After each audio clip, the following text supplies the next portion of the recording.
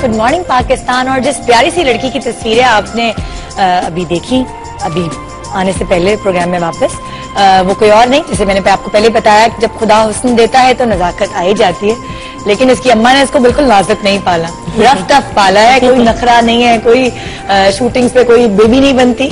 हमारे साथ बहुत ही टैलेंटेड प्यारी एक्ट्रेस, बहुत ही प्यारी क्लासिकल आर्टिस्ट, मैं कहूँगी परफॉर्मर, अपनी अम्मी के साथ, बहुत ही टैलेंटेड अम्मी के साथ, जो कि कितने साल से मेरे ख्याल से हैं TV1 में, 20 साल हो गए।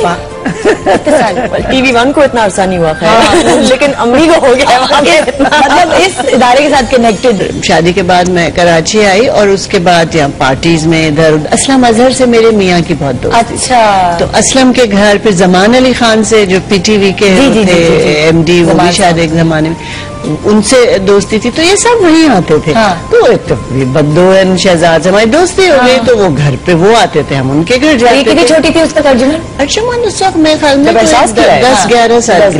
तो अर्जुमन को कैसा लगा जब TV पे अपनी अम्मा को देखा? अप्रिशिएट किया? क्या किया? अप्रिशिएट किया, but I think at that age, because फिर उसमें वो काफी इमोशनल सीन्स थे towards the end, so I did disturb me at that age. अच्छा। बिकॉज अब ऑब्वियसली रोना आता था कि यू नो मेरी अम्मी को क्या हो गया। बाद में ऑफ कोर्स अर्जुमन का एक भाई और है? जी, इनसे बड़ा एक भाई है। अच्छा, वो क्या करते? वो अब 7-8 साल सिटी बैंक की नौकरी करके, हाँ। उनको हमेशा से शौक था एजुकेशन में जाने का, लेकिन मेरे हस्बैंड ने, जब उन्होंने अपना, मेरे बेटे ने मास्टर्स इन इकोनॉमिक्स किया, तो मेरे हस्बैंड ने कहा कि नहीं, उस जमाने में बैंकिंग में हर रोज जा रहा था, तो प्रेशर में आके थोड़ा सा उन्होंने 7 साल अपने अब्बू की बात तो मान ली, लेकिन बाद में उन्होंने कहा कि अम्मा I don't want to do this, मैं अपनी पूरी जिंदगी ये नहीं करना चाहता, मैं एजुकेशन में जाना चाहता हूँ। तो he went for a second masters. अब वो कनाडा में सेटल्ड है, उसने एक मास्टर्स एजुकेशन में किया है, और अब वो एक कंपनी के साथ काम कर रहा है जो लीडरशिप ट्रेनिंग में है। अच्छा, ग्रेट, जबरदस्त। तो जितना शौक उन्हें था एजुकेशन में जाने का, पढ़ाई की तरफ रुझान ज्यादा था, क्या अर्जुमन का भी रुझान इतना ही था पढ़ाई की तरफ, या नहीं, वो आर्ट्स की तरफ ज्यादा? हाँ, ज्यादा वही था, पढ़ाई थी एक करनी है, बल्कि मैं तो चाह रही थी कि और भी 1-2 डिग्रीज, अब इसने अपना बैचलर्स तो किया हुआ है, wanted to do a masters, I wanted कि ये बाहर जाके पढ़े ये वो, लेकिन इसका इंटरेस्ट भी और चीजों में थी, और वो भी सही था। मतलब तो मैंने वो चीजों में डांस सीखा आपने नाहिद चौधरी से, निगहत चौधरी, तो मैं वो कहती नाहिद चौधरी तो नाहिद सिद्दीकी और निगहत चौधरी को मिक्स कर दिया। ये काफी लोग वो हो जाते हैं मिक्सचर। मैं दोनों को जानती हूँ, जब घेरा मुझे बता रही थी तो मैंने कहा अच्छा ये कुछ पता नहीं, हो सकता है कोई तीसरी हो जिनको मैं जानती हूँ। तो उनसे निगहत चौधरी से आपने सीखा, उस वक्त कोई एतराज तो नहीं किया? क्योंकि यहाँ बहुत किया डांस सीखने पर एतराज? हाँ। सीखने पे एतराज नहीं था, जितना परफॉर्मिंग पे और उसको इतना सीरियसली परस्यू करने में। अच्छा, क्यों? सीखने के हद तक तो इट वाज फाइन कि सीखो, बल्कि अच्छी बात है सीखो। हाँ, मुझे लगता है कि आप बहुत लिबरल पेरेंट्स में, सबको लगता है कि वो बहुत लिबरल हैं। आज सारे पोल खुल जाएंगे। एक्चुअली लोग अपने, ऑब्वियसली अपने बच्चों के लिए आप मेरे ख्याल में कभी भी उस तरह से लिबरल और ओपन माइंडेड नहीं हो सकते शायद, जितना कि आप दुनिया के लिए तो होते हैं। बट अपने बच्चे के लिए आप प्रोटेक्टिव हो ही जाते हैं। तो वो चीज आई। हाँ, मैं आपको वजह बताऊं, जब इसने मुझसे बहुत मतलब इस शौक का इजहार किया, तो मैंने सोचा कि ये इसको एज एन अकम्पलिशमेंट कर रही है, as a hobby, as a जैसे एक चीज मैं सीखूं और उसे अच्छा करूं। मुझे कभी ये ख्याल नहीं था कि ये एज अ करियर इसको सोचेगी, क्योंकि सैडली इस बात में मुझे अफसोस होता है कि इस चीज का यहाँ फ्यूचर नहीं है हमारे मुल्क में। फ्यूचर सच नहीं है। इकोनॉमिकली आप मतलब हमेशा यूं ही रहेंगे ना, बिकॉज कभी काम होगा और फिर बहुत अरसे तक शायद काम होगा ही नहीं होगा, तो फिर आप क्या करेंगे?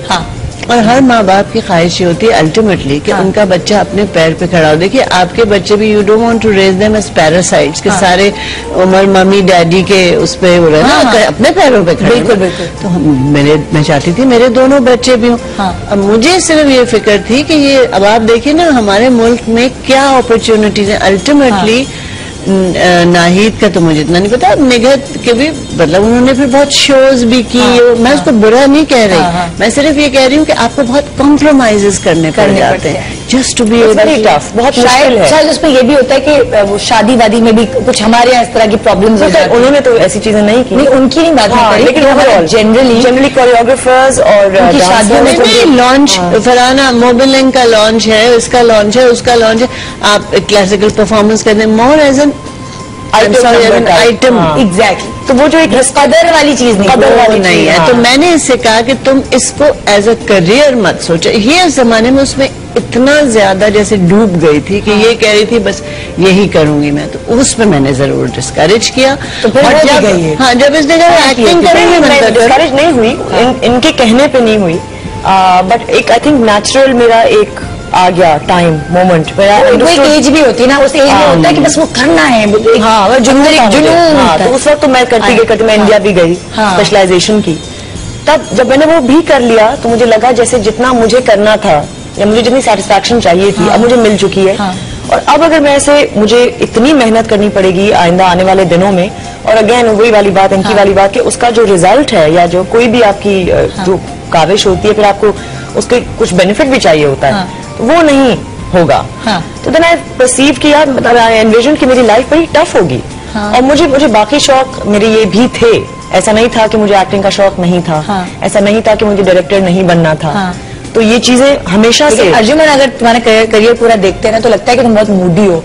डांस नहीं, मैं मूडी नहीं हूँ, मैं एक्चुअली इन सब चीजों में कभी प्रोडक्शन, वॉइस ओवर्स भी करती हूँ, मुझे बहुत मजा आता है। वॉइस भी बहुत करती हूँ। सो यू नो मजे की बात एक ये, अभी पिछला तुम्हारा कोई एड चल रहा था, मैं उसका ब्रांड का नाम नहीं लूंगी, कोई तेल है, वो एक लड़की बैठी हुई, तुम्हारी आवाज पीछे चल रही, पर इतनी डोमिनेटिंग आवाज थी कि मुझे लगा कि तो अर्जुमन ही बैठी हुई। अच्छा, यासिर ने मुझे पहचाना, योर हस्बैंड ही। मैं अभी काम करी थी यासिर के साथ, अभी एक प्ले कर रही थी, तो इसे यार तुम्हारा वो, मैंने कहा तुमने कैसे पहचाना? मैंने ऐसे तो बोला, मैंने गौर से देखो, मुझे कहा जैसे अर्जुमन बैठी हुई है, आवाज इतनी डोमिनेट करी है कि वो लड़की की शक्ल जो है उसको जाने का अर्जुमन था। मुझे बड़ा मजा आया करने में। अच्छा, इतनी जिक्र हो रहा था ना कि शहजाद खलील और बदर खलील, तो मैंने कहा बद्दू आपस से बात करा। ओह लवली। हाँ, उनसे बात करते हैं, पूछते हैं कि भाई इनको ड्रामे भी लिया था, अब क्यों नहीं कोई ले जी। अस्सलाम वालेकुम बद्दू आपा। हेलो हेलो, आवाज आ रही है?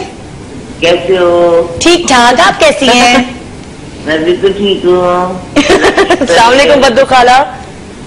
जान जीती रे बेटा, कहाँ गायब हो गई हो? खाला को पूछती नहीं हो? एक्चुअली दैट्स राइट, बहुत अरसा हो गया मुलाकात नहीं हुई। हाँ, बिल्कुल नहीं हुई। Looking very nice, beautiful as ever. Thank you. Nice, cute, दोनों मैं आई हूँ, तुम तो पता नहीं आई हुई हो। कह रही है आप कहाँ गायब हो गई हैं? मैं कहाँ गायब हो गई हूँ? नहीं, मैं वही हूँ बद्दू, ढूंढ ले मुझे। हाँ बोलो। कह रही है ढूंढ ले मुझे, मैं यही हूँ। अच्छा, पूछती, तुम भी पूछ लो मुझे, पहले तो तकलीफ गई जिंदगी में, अपना अपना ऑब्जेक्टिव दिखाई नहीं किसी से। बहुत दुनिया बहुत, मगर मैं चूंकि इनको देखती रहती हूँ ना टीवी पे, तो मुझे लगता है कि मुसे पता है खैरियत से हैं, खुश हैं, अच्छा काम कर रही हैं। क्योंकि मैं ऐसी नहीं हूँ, मैं वैसी मौज कर जिस तरह आती हूँ ना ड्रामों में, वैसी नहीं हूँ, वैसे ही मॉड्स कॉटेज पहले दी। बद्दू ने और हमने तो बहुत अच्छा वक्त गुजारा है, बहुत प्यारा वक्त गुजारा है। बहुत, ये जो बैठी है इनकी बेटी तो मेरी गोदों की खेली हुई है, फ्रॉक, ये हमेशा व्हाइट फ्रॉक इसकी नजर याद आती है, जिसका कमरा याद आता है हमेशा। अरे ये कैसी गपलू बच्ची थी, कैसी थी, आपको कुछ याद है क्या? नाजुक मिजाज, वैसी पतली बदली जैसे अभी है? हमेशा से बहुत नाजुक। अपने इसका एक पति होता था, उसको कुत्तों का बहुत शौक था। अच्छा। हम एक पार्टी पे गए और वो कुत्ता को उसने गाड़ी का एक्सीडेंट हो गया, दुनिया जो ये बच्ची हुई है, अल्लाह तौबा। इन लोगों ने फिर संभाला, सबने खलील ने संभाला। मैं मेरे ज्यादा खलील बहुत प्यार करता था। वो बहुत अपसेट थे, मुझे याद है, ही वाज वेरी अपसेट। बल्कि आई थिंक आप लोगों ने ही देखा था वो एक्सीडेंट, तो अंदर आते ही हम लोग उतर गए थे ना। जी। और मैंने चीख मारी थी, आई लव डॉग शू ना। तो मैं ये इसका छोटी का तो नहीं है। नहीं, मरीना भी थी और अपना सायरा आंटी थी, काले दनम थे, मैं और खली जा रहे थे। हाँ हमारे घर डिनर था, ये लोग एंटर कर रहे थे तो हमारा कुत्ता ही रैन अक्रॉस द रोड। इन्होंने देखा, अब जो अंदर आके बताया तो वो पार्टी तो एक तरफ रह गई, सब इन बच्चों को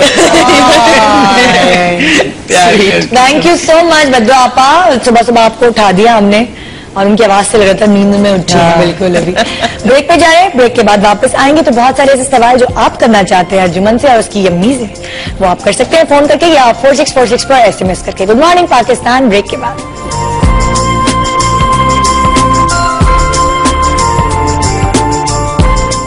और मेरा मानना ये है कि मेरी अम्मी मुझसे कहीं ज्यादा खूबसूरत है। अब इंतजार है आपकी राय का कि आप लोग क्या कहते हैं। गुड मॉर्निंग पाकिस्तान में मैं और मेरी अम्मी आ रहे हैं आप सबसे मिलने। प्लीज